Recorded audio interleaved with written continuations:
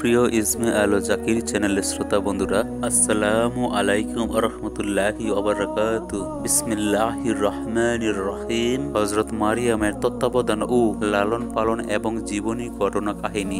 সেই সময় বাইতুল মুকাদ্দাসের তত্ত্বাবধায়ক পদে হযরত জাকারিয়া আলাইহিসসালাম ছিলেন না, বরং ওই পদে আরো কতিপয় লোক মোতায়েন ছিলেন। হযরত জাকারিয়া আলাইহিসসালাম ছিলেন তাদের মধ্যে অন্যতম। হযরত মারিয়াম আলাইহিসসালাম যখন ভূমিষ্ঠ হলেন তখন উত্তম মসজিদের প্রাক্তন ইমাম জীবিত ছিলেন না। সুতরাং জন্মের পরে মারিয়ামকে যথাসময়ে তার মাতা হান্নাই নিজের মানত অনুসারে বাইতুল মুকাদ্দাসে নিয়ে গেলেন। মারিয়াম যেহেতু তাই তার প্রতি প্রত্যেকের একটি স্বাভাবিক স্নেহ বাৎসল্য ছিল এবং তার তত্ত্বাবধান দায়িত্ব প্রাপ্তির ইচ্ছা প্রবল তার ছিল।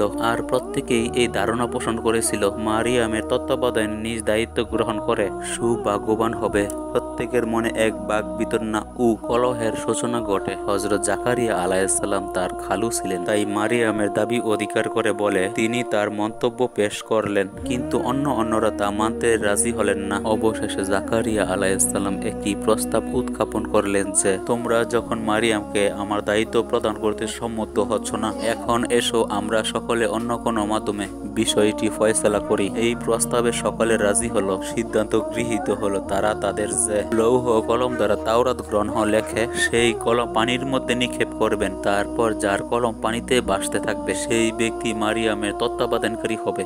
অথচ কলমগুলি নিকটস্থ স্রোত বিশিষ্ট জর্দান নদীতে ফেলে দেওয়া হবে। অতঃপর যার কলম পানির উপরে এক জায়গায় স্থির থাকবে কিংবা স্রোতের প্রতিকূলে ভেসে যেতে থাকবে, তিনি মারিয়ামের লালন পালনের ভার গ্রহণ করবেন। সিদ্ধান্ত অনুযায়ী প্রত্যেকের কলমগুলি পানিতে নিক্ষেপ করা হলো। অতঃপর দেখা গেল হযরত জাকারিয়া আলাইহিসসালামের কলম একই স্থানে ভেসে রইল বা স্রোতের বিপরীত দিকে ভেসে যেতে লাগলো। তখন সর্বসম্মতিক্রমেই হযরত জাকারিয়া আলাইহিসসালাম হযরত মারিয়াম আলাইহিসসালাম এর লালন পালন ও তত্ত্বাবধান গ্রহণ করলেন। পূর্বেই উল্লেখ করা হয়েছে যে স্বয়ং আল্লাহ তাআলারই এটা ইচ্ছা ছিল।